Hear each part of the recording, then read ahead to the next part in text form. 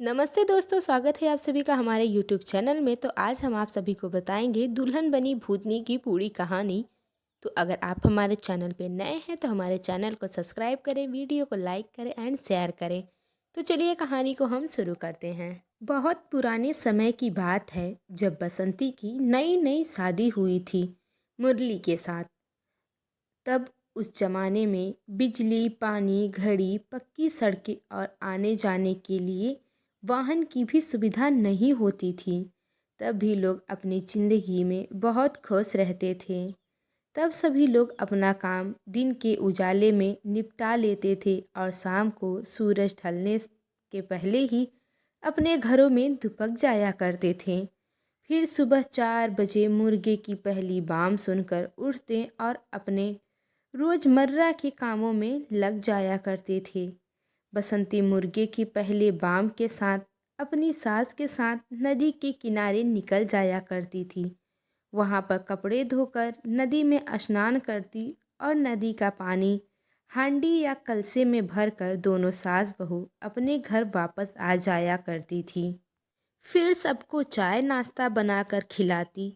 यह हर रोज का नियम था। उस समय घर की स्त्री सबसे पहले मुंह अंधेरे में ही अपना स्नान और साफ सफाई कर लिया करती थी, क्योंकि सुबह उजाला होने पर तो नदी पर पुरुषों और लड़कों का स्नान और तैराकी चलती थी।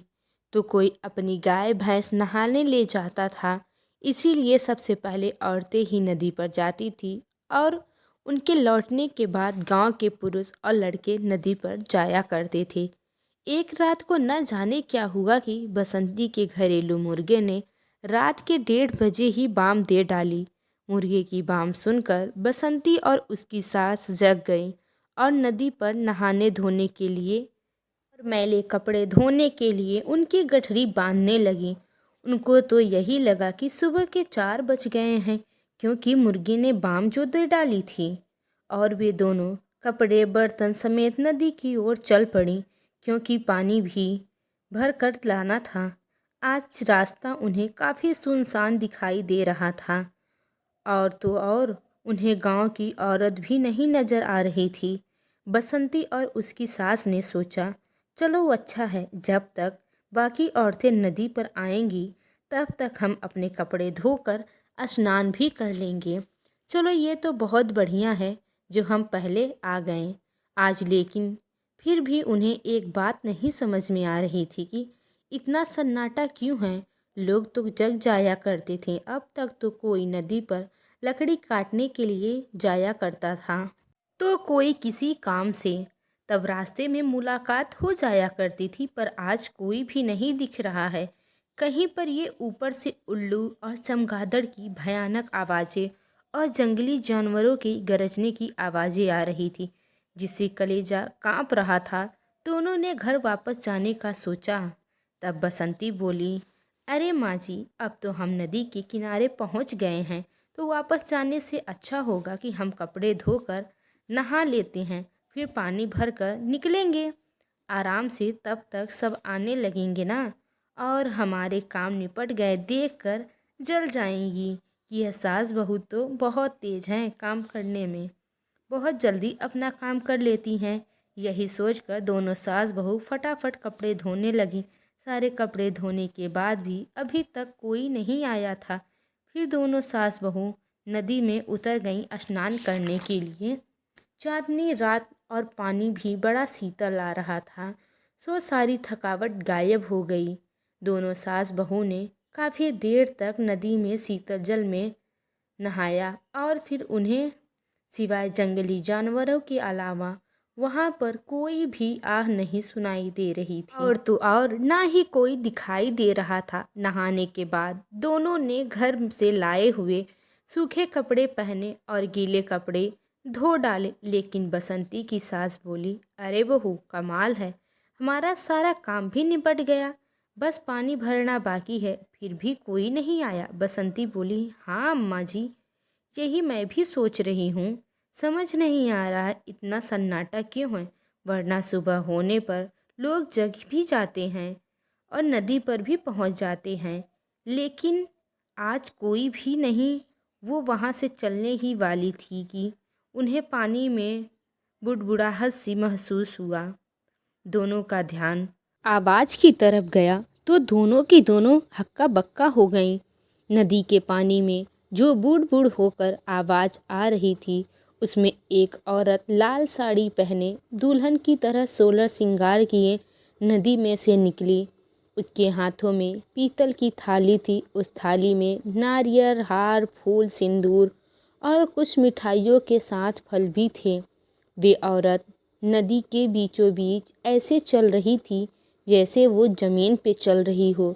बसंती की सास ने उसे आवाज़ लगाई, ए छोरी, नदी के बीच मत जाना, वहाँ पानी गहरा है, सो तू उसमें डूब जाएगी। पर उस औरत को जैसे कुछ सुनाई ही ना दे रहा हो। बसंती की सास कहती है कौन ये? हमारे गांव में तो किसी की नई शादी भी नहीं हुई है, फिर ये छोरी किस घर से आई है? फिर भी दोनों ने उसे कई बार आवाज़ दी। वही नदी के बीचों बीच खड़ी हो गई थी और अपने थाली में रखे एक एक सामान को नदी में डालने लगी। अब बसंती की सास बोली, बड़ी ही बावरी छोरी से, चल अपना काम तो निपट गया, वह चलो यहाँ से, मरने दो बावरी को, डूब मरेगी। कहने से तो वो मेरे सुन नहीं रही है, हमें क्या, चलो बहू हम अपने घर चलते हैं। जब वो दोनों कलसे में पानी लेकर अपने घर के लिए वापस निकलती हैं, तभी वह कहने लगती है, तेरी चुनरी का रंग फीका, जो कोई देखे हो जाए हक्का बक्का, जैसे बाजरे का सिट्टा, वैसी मन लुभावन वो चली जैसे अपने मस्ती में जा रही थी, गाती हुई, बोलती हुई, बतलाती हुई। अभी सास बहू कुछ आगे ही बढ़ी थी कि पीछे से नदी के पानी में से उछाल जैसा तेज आवाज़ आई। बसंती की सास ने और बसंती ने जब पीछे पलटकर नदी की तरफ देखा तो उनके हाथों से कपड़े की बाल्टी, सिर से कलसे का पानी नीचे गिर गया और वह तेज से चिल्लाई, हे भगवान, हमें बचा लो। इतना कहकर दोनों वहाँ से सरपट भागने लगी और चिल्लाने लगी, बचाओ बचाओ, क्योंकि उन्होंने देखा था कि जो दुल्हन पानी में खड़ी थी वह अब पानी पर दौड़ती हुई बसंती और उसकी सास के पीछे आ रही थी। बसंती और उसकी सास सोचती हैं कि कोई इंसान इस तरह से पानी में तो दौड़ नहीं सकता, और वो उनके पीछे ही चली आ रही थी। बसंती की सास कहती हैं, बेटी, हम लोगों ने तुम्हारा क्या बिगाड़ा है जो तुम हमारे पीछे आ रही हो? उसने कुछ भी नहीं बोला और बसंती और उसकी सास की पीछे से चोटी पकड़ ली और अट्टहास करने लगी। दोनों की चोटी पकड़कर उसने यूँ इस तरह से हवा में उन्हें फेंका, और बसंती और उसकी सास को ये सोचते देर नहीं लगी कि कोई औरत ऐसी दो सेहतमंद स्त्रियों को कैसे इस तरह से हवा में फेंक सकती है। लेकिन उन्हें समझ में कुछ भी नहीं आ रहा था कि ये हो क्या रहा है, और उन्हें एक जामुन के पेड़ पर लटका दिया और बोलती है, क्या तुम्हें पता नहीं कि मेरा वो समय था जब तुम लोग वहाँ गई, मेरे सामने आई क्यों तुम लोग? ये तुम्हारी गलती है। इतना कहकर वो फिर से ज़ोर ज़ोर से हंसने लगी और पेड़ के चारों ओर परिक्रमा करने लगी। तो बसंती की सास कहती है, बेटा, हमें पता नहीं था, लेकिन तुम वहाँ पर कर क्या रही थी? जब बसंती की सास इतना कहती है तभी जोर से हवा चलती है और जो दुल्हन थी उसके सर से पल्लू नीचे गिर जाता है। जो बसंती और उसकी सास ने देखा वो आश्चर्य हो जाती हैं। वो कोई दुल्हन नहीं, एक वो चुड़ैल थी। सर से पाँव तक बस हड्डियाँ थीं। तब बसंती की सास कहती है, हे प्रेत आत्मा, हमें छोड़ दो, हमारी कोई गलती नहीं। हमारे घरेलू मुर्गे ने पहले ही बाम दे दी और हम दोनों यहाँ चले आए। हमें छोड़ दो, तुम्हारे भूत देवता की कसम।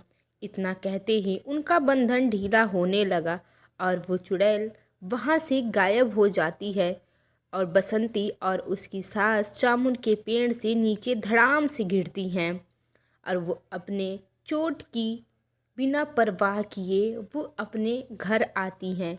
घर के दरवाजे पर पहुंचते ही वो दोनों वहां पे गिरती हैं और बेहोश हो जाती हैं। घर के लोगों ने आवाज़ सुना। जब दरवाज़ा खोलने गए तो दरवाज़ा पहले से ही खुला हुआ था। उनके चिल्लाने और चीखने की आवाज़ सुनकर आस पड़ोस के लोग भी जाग गए। जब घर वाले दरवाजे से बाहर जाते हैं तब देखते हैं बसंती और उसकी सास एकदम चोट में फटे कपड़े बाहर गिरी पड़ी बेहोश पड़ी हुई थी। घर वाले और आस पड़ोस की महिलाएं उन्हें अंदर लेकर आती हैं और उनके कपड़े बदलती हैं। सुबह उन्हें होश आने पर पूछा जाता है कि हुआ क्या था। तब वो दोनों सारी बातें बताने लगती हैं। तो घर वाले कहते हैं कि तुम लोगों को सभी के साथ जाना चाहिए। तब बसंती की सास कहती है, हम लोगों ने सोचा सुबह हो गई है, सब आते ही होंगे, क्यों ना हम लोग आज पहले ही चले जाएं। इसीलिए हम लोगों ने किसी का इंतज़ार नहीं किया और चले गए। बसंती उसकी सास को पहले ही जाने का ये कर्ज चुकाना पड़ा। बड़े बुजुर्गों से पता चला कि वह कोई लड़की नहीं, वह एक प्रेत आत्मा थी जो कई बरसों पहले ही उस नदी में उसने अपने प्राण त्याग दिए थे। उन्होंने बताया, बहुत पहले की बात है, बगल वाले गांव के जमींदार की बेटी थी गंगा। वो बहुत ही सुंदर थी। एक बार वह दूसरे गांव के मेले में गई हुई थी। वहाँ एक सूरज नाम के लड़के से उसकी मुलाकात हो जाती है जो कि एक छोटी बिरादरी का था और उन दोनों में प्रेम हो जाता है। गंगा बहुत ही ज़्यादा सुंदर थी। गंगा ने कई बार अपने पिताजी से सूरज के साथ ब्याह करने के लिए कहा, पर पिताजी सूरज को बहुत मारे। जमींदार ने अपनी बेटी गंगा का ब्याह अपने मित्र के बेटे से करने के लिए सोचा। उनकी शादी जब तय हो गई तब गंगा ने एक खत लिखा और अपनी प्रिय मित्र भरोसेमंद दोस्त के साथों सूरज को वो पत्र भिजवाया। उसने कहा, पास वाले गांव के पास जो नदी है वहाँ पे तुम रात में मुझे शादी के दिन मिलना। मैं और तुम चलेंगे दूसरी जगह, वहाँ पे हम दोनों शादी करेंगे और अपनी अलग दुनिया बसाएंगे। और उसने उसमें लिखा था कि मैं शादी के दिन ही भागूंगी, जो मैं गहने पहने रहूंगी वो काफ़ी महंगे होंगे, हम उनको बेच के अपने लिए अच्छा सा घर और कुछ काम शुरू करेंगे। शादी का दिन भी बीत गया। 2 दिन बीत गए। शादी का दिन जब आया तब गंगा भागने के लिए इधर उधर देख ही रही थी। उधर सूरज नदी के किनारे अपनी गंगा का इंतजार कर रहा है। वो चांदनी रात और सूरज का इंतजार, गंगा कब आएगी वो उसकी राह ताकने लगा। बस इधर उधर घूमता रहा और गंगा के बारे में बस सोच ही रहा था। गंगा अपने घर में मौका देखते ही घर के पीछे से वह भाग आती है। गंगा को दूर से ही देखकर सूरज काफ़ी खुश होता है और दौड़ के जाता है, गंगा के गले से लग जाता है। तब दोनों कहते हैं, अब हमें कोई अलग नहीं कर सकता, अब हम दोनों हमेशा साथ में ही रहेंगे। तब ना तो वाहन की व्यवस्था थी न किसी चीज़ की व्यवस्था थी। सूरज ने अपनी एक प्रिय मित्र से साइकिल लेके आया था। पहले जो बहुत ही ज़्यादा अमीर रहते थे उनके यहाँ बस साइकिलें होती थी। सूरज ने अपने प्रिय मित्र से उस साइकिल को मांगा था और वो साइकिल लेके गंगा के साथ जाने के लिए आया हुआ था। उधर जब विवाह का मुहूर्त आया तब गंगा को लेने कमरे में उसकी सहेलियां गईं तो गंगा वहाँ पर ना थी। वो लोग आके उसके पिताजी से बताती हैं तो उसके भाई कहते हैं, पिताजी हो ना हो वो उस नीच सूरज के साथ ही गई है, चलिए किसी को पता ना चले और हम उसे ढूंढ लाते हैं। तब ज़्यादा दूर गई ही नहीं होगी। उधर सूरज और गंगा साइकिल पर चले जाते हैं, एक दूसरे से बातें करते प्यार में रहते हैं। अपनी मस्ती में अपनी धुन में वो चले जा रहे थे। उधर जमींदार और उसके बेटे भी उसको ढूंढने के लिए जाते हैं। तभी वो पीछे से कहते हैं, ए गंगा, तू कहाँ जा रही है हमें छोड़ के। गंगा उनकी आवाज़ सुनकर चौंक जाती है और वो लोग अपनी गाड़ी लाके सूरज के साइकिल में ठोंक देते हैं। सूरज और गंगा नीचे ज़मीन पर गिर जाते हैं। दोनों ने एक दूसरे को संभाला ही था कि गंगा के दोनों भाई सूरज को पकड़ लेते हैं और उसको मारने लगते हैं। गंगा कहती है, भैया छोड़ दो मेरे सूरज को, ना मारो, मैं उसके बिना नहीं रह पाऊंगी।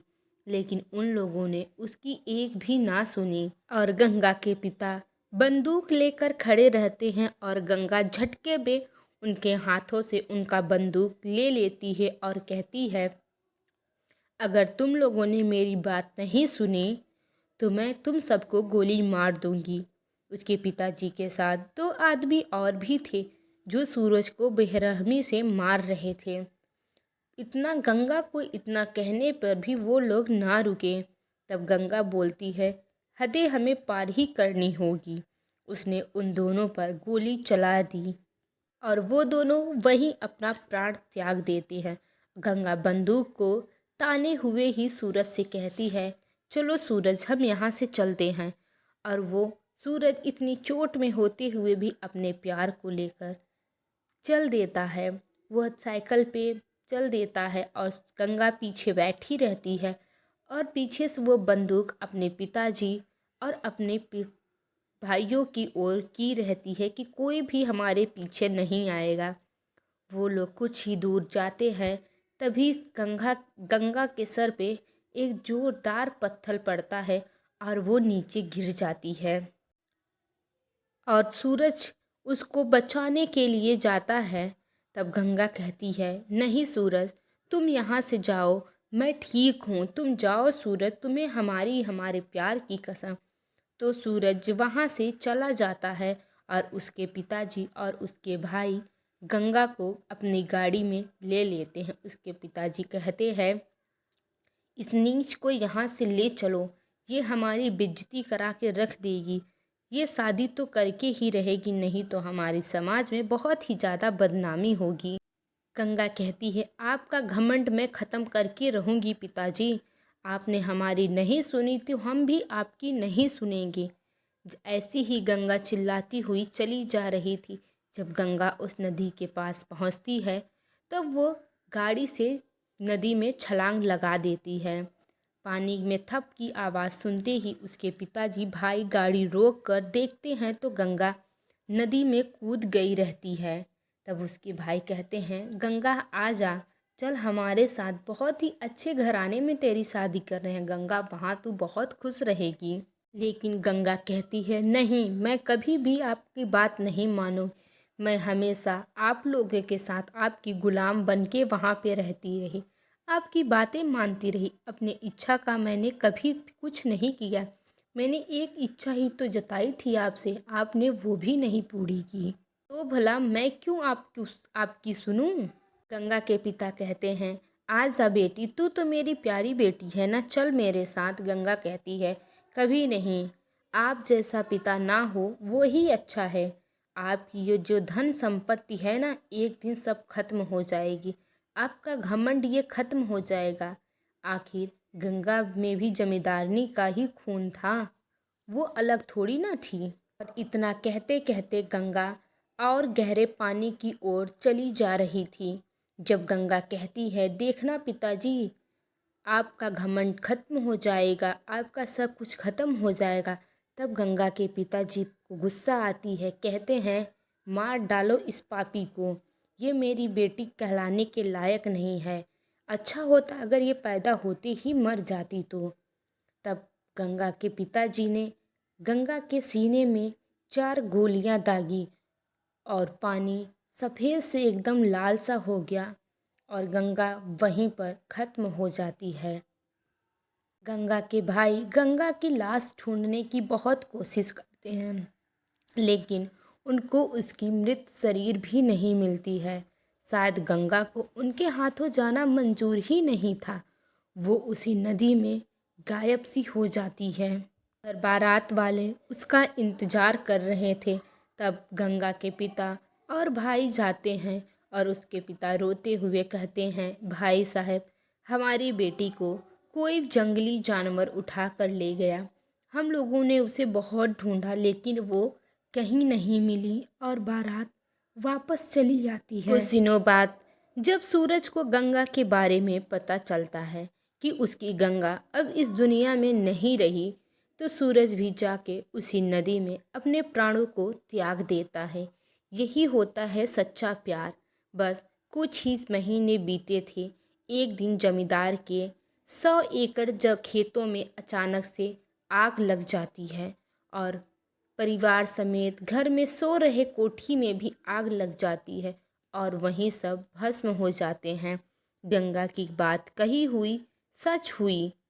तब बसंती की सास कहती है, तो अगर इनको मुक्ति दे दी जाए तो क्या ये शांत हो जाएंगे? तो बड़े बुजुर्ग कहते हैं, हाँ ज़रूर, ये एकदम से शांत हो जाएगी, किसी को परेशान नहीं करेगी। तब पूछती है बसंती की सास कि इनके मुक्ति का क्या निदान है।